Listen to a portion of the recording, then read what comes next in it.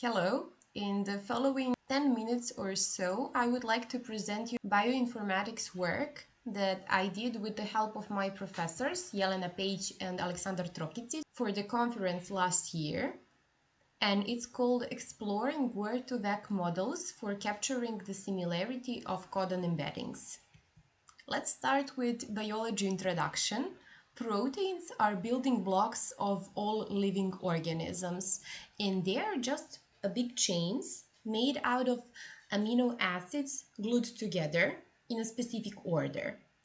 There are 21 different amino acids, and the order in which they are connected is written in genes. So, gene, code, protein. Looking from a computer science point of view, genes are just sequences made out of 4 characters. Those are 4 letters, as you can see here, T, G, C, and A. Words of 3 in genes are called codons, and codon because one codon codes one amino acid. Obviously, there are 64 different codons that code 21 different amino acids, as I mentioned earlier. And because of that, a few different codons code for the same amino acid. We say that those codons form a functional group. Functional groups are known and could be read from a codon table, like the one you can see in the picture here. To recap this biology introduction, in nature there are 64 codons that are clustered in 21 functional groups. So the goal of this project is to find a functional codon embedding space. That is to find a vector space that preserves the notion of closeness of codons. I want a vector space that can map my codons in a way that codons from the same functional group stay close to each other in that embedded codon space. To find such space, we used Word2Vec model, which is a popular NLP model that learns a vector representation of words using its context. And what is the context? We can see in this sentence. For a focus word day in red, its context are words in green are surrounding it.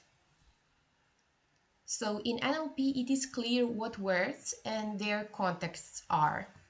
But in bioinformatics sequences, that is not the case. For example, I can ask a question, what is the context of codon AUU here? There are a lot of different options. Just to name a few, we can use words of 3, 4, or 5 as a context words.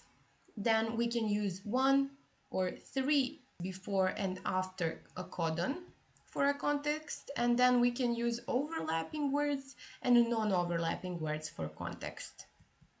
And we ask the question, what is the best context for a codon?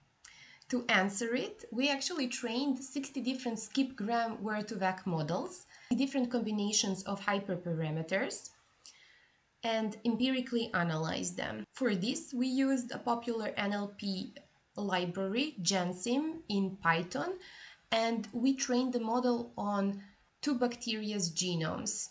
Let's talk about skip-gram Word2Vec architecture for a few moments. As you can see from the picture here, it is a really simple feed-forward neural network with just one hidden layer. Input layer has 64 neurons, each one representing a codon. Then a hidden layer has 100 neurons and it represents codon embedding, and it doesn't use activation function. Output layer has 64 neurons and it uses softmax function, making the output a probability distribution over all codons. We trained the model to predict context codons. So for one hot encoded codon as an input, we train the model to predict context codon. The network learns weight matrices. To vectorize a codon, we make it one hot encoded vector and we multiply it with the first weight matrix and we get vectorized codon.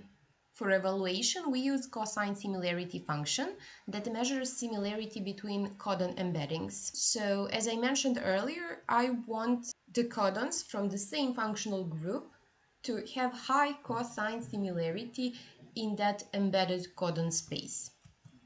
Now we have a question how to measure the score of the trained model. Actually, I want to know how to choose the best model out of those 60 models. First, let's define a score of the model on a codon.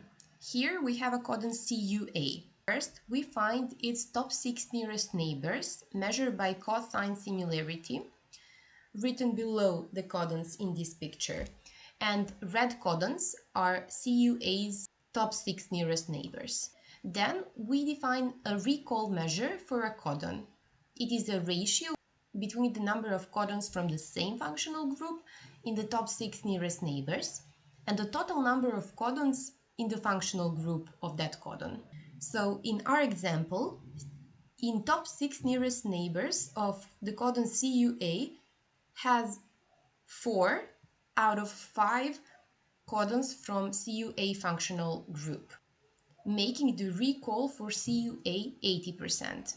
Now it's intuitive to define a score of a model as an average recall over all codons. We empirically analyzed the scores of all 60 models and came to a conclusion that trimmers as neighbors with overlapping windows and about 5 neighbors performed the best. And to conclude this presentation, Word2Vec can learn the code written in our genes. At least it can learn vectorized codons in such a way that codon embeddings are close if their biochemical function is similar. For a future work, we would like to train models on different organisms' genome, because here we just use 2 bacteria, because the best context may vary between organisms. For potential applications of this work, it could be used for gene function prediction and also detection of a start and end of a gene. That would be all. Thank you for your attention, and if you have any questions, please leave them in the comments down below.